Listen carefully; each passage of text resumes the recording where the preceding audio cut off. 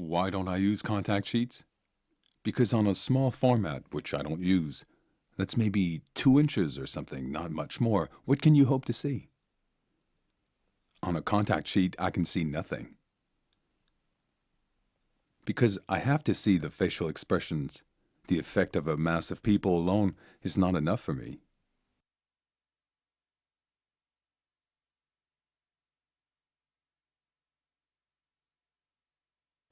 For this series, I used a flash. Almost out of cruelty, a deliberate choice. Seeing them in diffused light didn't bring over the idea of melancholy and sadness. The flash was a touch of cruelty that I added to other cruelties. A truthful cruelty, I'd say, intentional, because it captured the scene I saw in the hospice. I saw it. With a harsh flash, which burned. The part that was not old age but rendered it more tragic and sadder. It added black to the darkness and even more shadow to the shadow.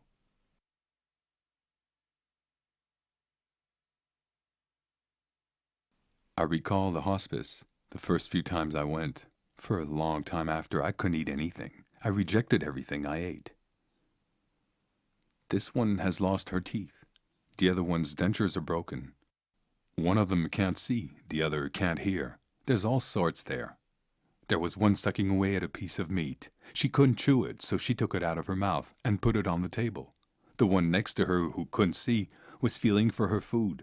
She took the meat and put it in her mouth. Just watching it was enough to make you sick for months. Then there's cruelty.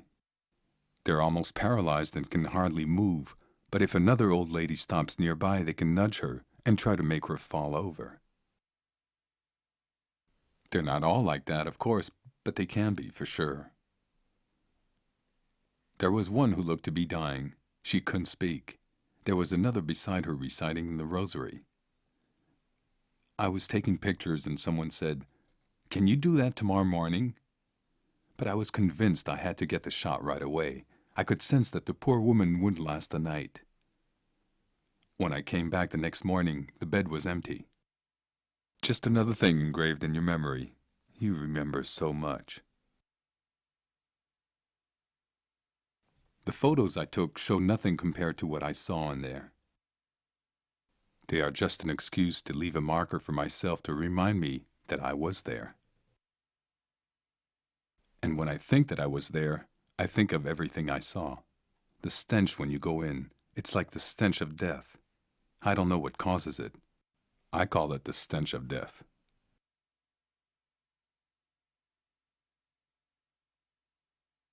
So, you don't know what there is here. This whiteness that in other photos expresses life, the will to live, in the hospice meant to me, remove, take away. Almost like someone taking life away from you one day. It burns. The sheet doesn't interest me as such. The material, it was a white, which, if it spread further, covered all the paper. The human being had already disappeared.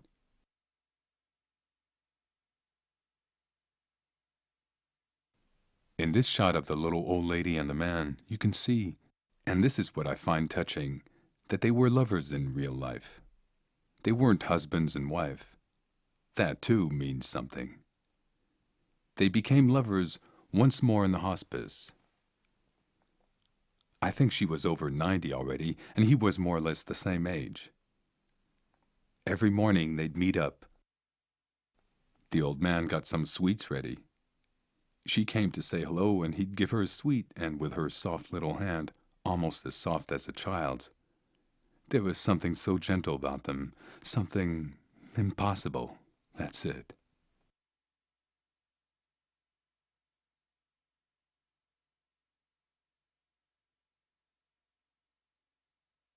They'd talk to me about white streets, silhouettes dressed all in black.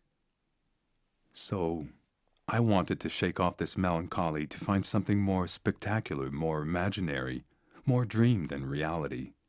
And I went to Scano. I went to Scano and I saw some cattle come out of a side street. I didn't know. I had no idea. Black cattle and people dressed in black. At the hospice, the problem was the fear of time ticking away. Here, on the other hand, beauty was born out of time. A kind of suspended time that had never ticked by, that would have changed nothing.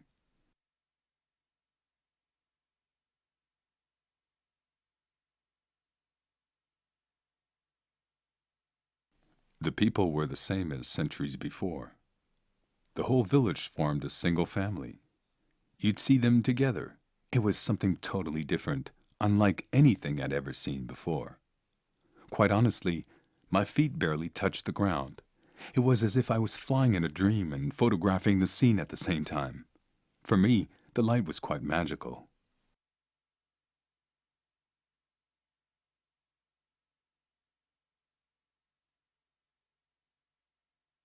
All the joy I've had has been with this camera. I could never part with this object, which has never been an object. It really is a nothing kind of camera. It cost 16,000 lira. There's just the lens that a seminarian dropped. As a result, there's not much to say about my camera. It's better not to look at it. It makes people who see it quite depressed. In these shots, also, you find the burned whites, just like in Scano. Now, why the burned whites? Because it wasn't earthly reality, anything we know. I don't know the ground, the fields, or the walls, which interested me. It was their movement.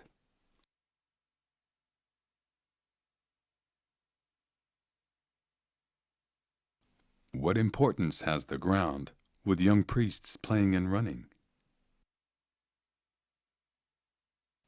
The important thing is to be receptive to these people who grow up but remain children forever.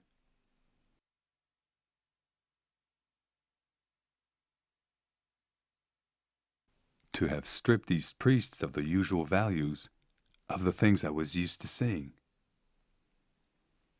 To see them dressed and moving in a certain way with prayer their only concern, and their way of raising their face to heaven, hoping that everything would come to pass.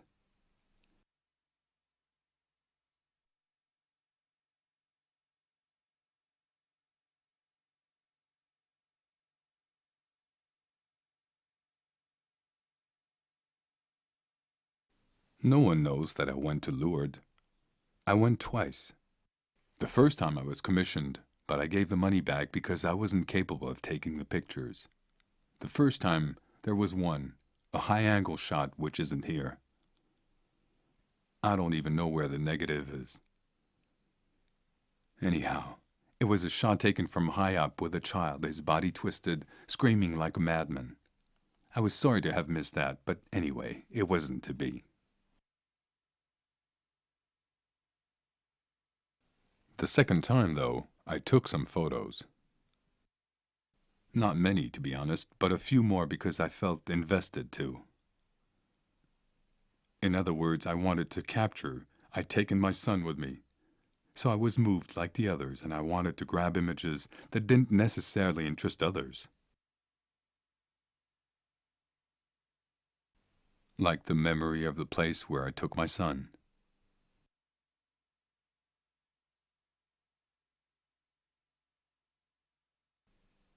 I didn't calculate it. I calculated nothing because I was in the grip of the pain. I took pictures, that's all. Not a single one of all these people, these millions of people, is thinking of making love to a woman. No one is thinking of undressing a woman. No happy people here.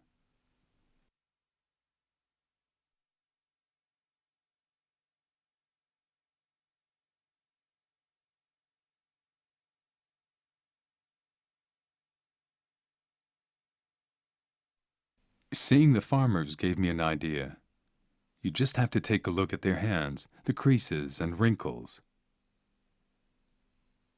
They made me think of the furrows in the soil.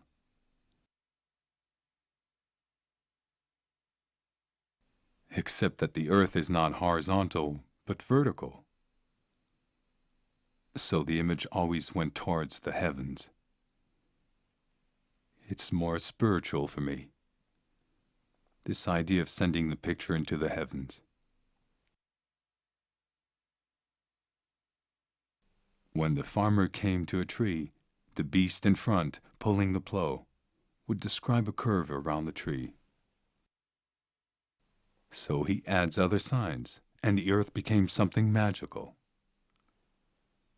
I thought I should get even closer to the earth, and by coming close in a plane, you get the right measure to photograph the landscape. And the distance is born when you still see the earth as matter, like man's skin, the earth. And conversely, you see the furrows, these signs, as something familiar, as yours. I remember the times I went to see the farmer. He'd roll the pasta into a circle, slice it, and spread it out the tagliatelle. Anyway, all these signs from the sky, I saw them again.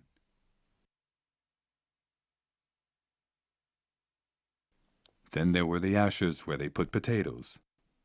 There were hot ashes, and they put the potatoes underneath, and this earth that they enlarged with signs. I set out to portray the farmer on the land. There are some where you can see, for instance, a dead man's face.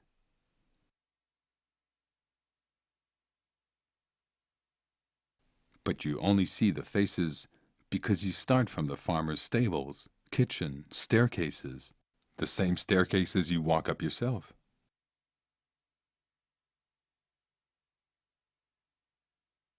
And then the onions hanging on the wall, or the garlic, and I don't know what creating signs. To my mind, these are signs that I found and learned to read inside and around the farmer's house.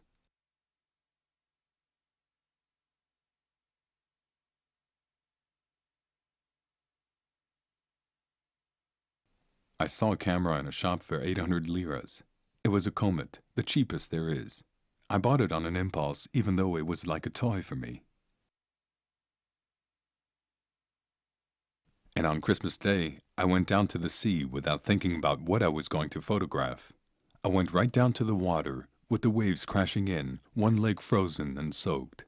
As I watched the waves move, it occurred to me that if I moved the camera, I would stop the wave and make the sand move, which for me was quite magical, given that I understand nothing about that kind of thing.